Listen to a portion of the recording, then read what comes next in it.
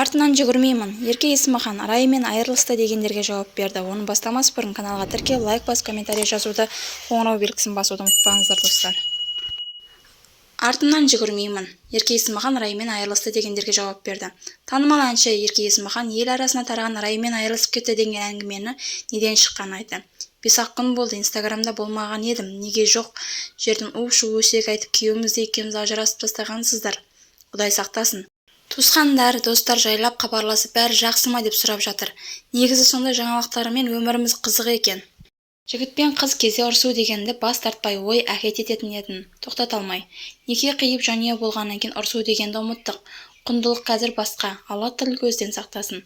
Райымды бұрыннан инстадан ешкім оқымайды, нөл боп тұрады. Тіпті мен де оқымайды екен. Жігіттің артынан жүгірмеймін. Сондықтан жоқ жерден жаңалық жасап керек емес. Бізді ажырасудың армандап жүргендер айтарымыз, біреуге бақытсыздық тілегенінше өзіңізге бақыт тілеңіздер. Халқым, үйтті, бүйтті, анау-мынау 5 айлық, 6 айлық бір-біріне жазылды, жазылмады, сурет өшірді, өшірмеді тимей, ойланып көздеріңізді ашып қарап, өсекке сенбей спокойно өмір сүріңіздер. Енді өзім контентімді бастайын. Жаңалық өте көп, біз бақыттымыз, Аллаға шүкір біргеміз. Күйеуім ұзақ жүріп, бір шаруаным тындырды.